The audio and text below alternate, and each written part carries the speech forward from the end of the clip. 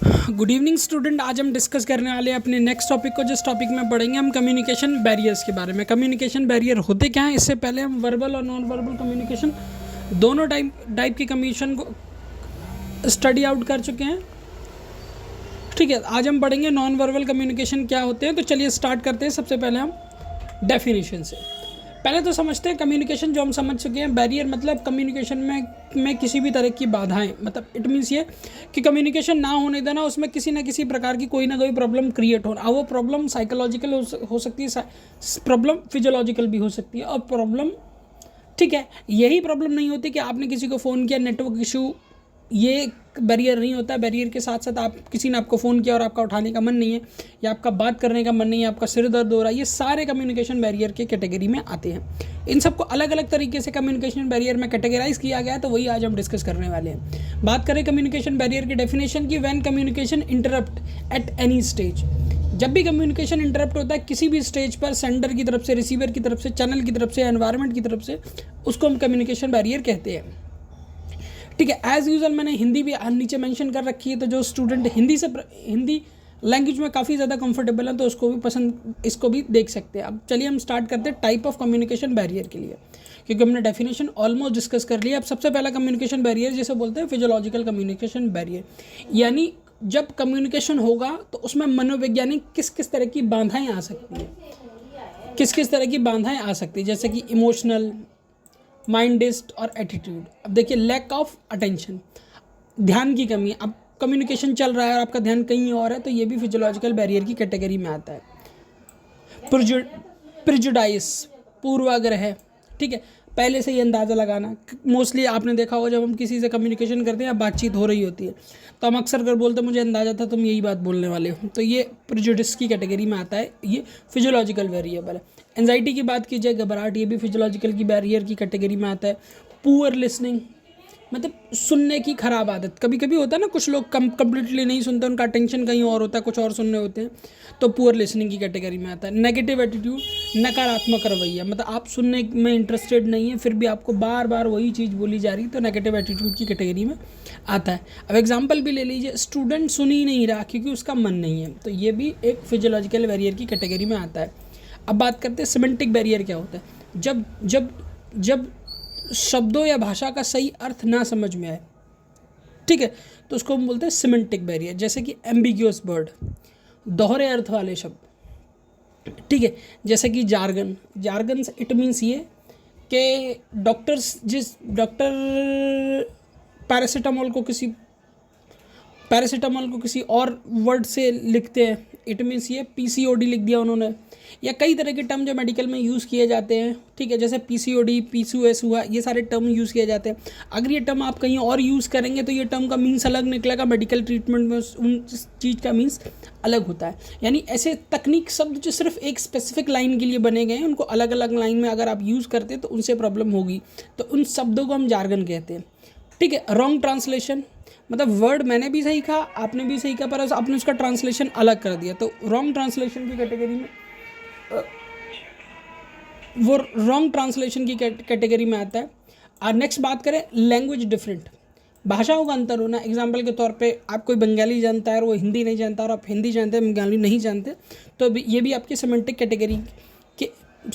Barrier की category में आता है। एग्जाम्पल के तौर पे फाइन का मतलब अलग अलग होता है, ठीक है। अब चलिए आगे बढ़ते, थर्ड टाइप जिसे हम बोलते हैं मैकेनिकल या साइकोलॉजिकल बैरियर, यांत्रिक या भौतिकी बाधाएं, जैसे कि मीडियम या वातावरण की वजह से होने वाली समस्या। एग्जाम्पल के तौर पे आप किसी से बात कर रहे हो, पीछे से काफ़ी ज़्यादा नॉइस आ रहा है, ठीक है, पुअर इंटरनेट कनेक्शन है।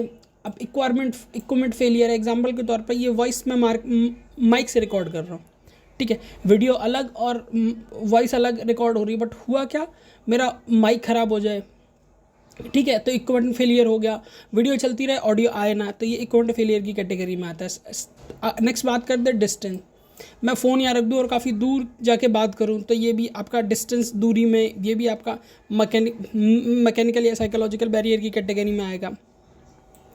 लाइट हुआ, टेम्परेचर हुआ, लाइट इशू हो, या काफ़ी ज़्यादा गर्मी पड़ रही है और आपका बात करने का मन नहीं है, तो ये भी आपका साइकोलॉजिकल बैरियर की कैटेगरी में आता है। एग्जाम्पल के तौर पे ऑनलाइन क्लास स्टार्ट होने से नेटवर्क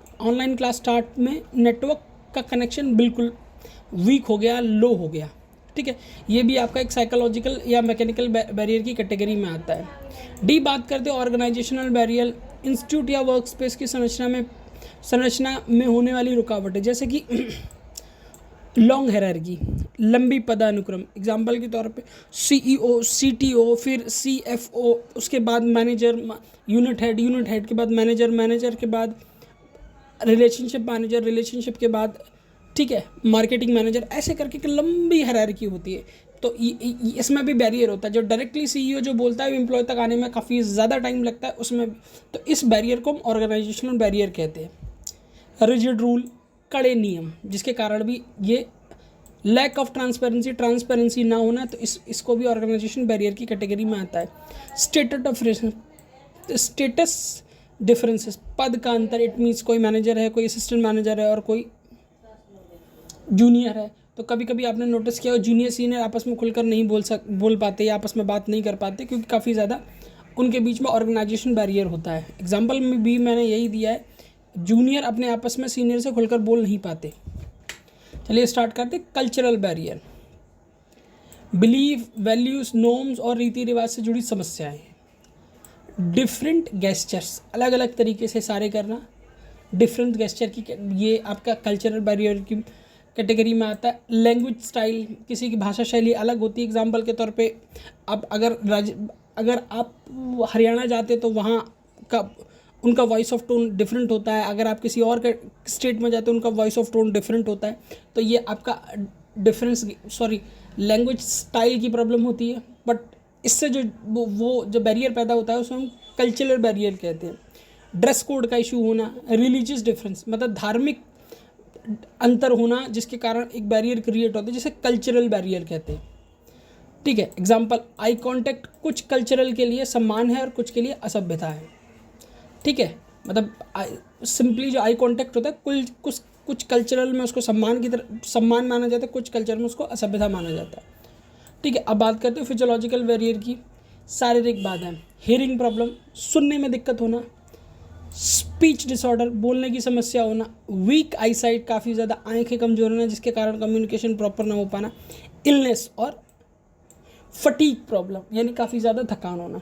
तो अब तक जितने भी हमने बैरियर जो UGC नेट में पूछे गए हैं वो सारे बैरियर मैंने आपको यहाँ पढ़ा दिए। 6 तरह के बैरियर पूछे गए थे, मैंने 6 तरह के बैरियर बता दिए। कल की हम क्लास में इन 6 बैरियर्स पे जो अब तक क्वेश्चन आए UGC नेट में, ऐसे 10 क्वेश्चन को हम सॉल्व करेंगे। अगर वीडियो आपको ठीक लगा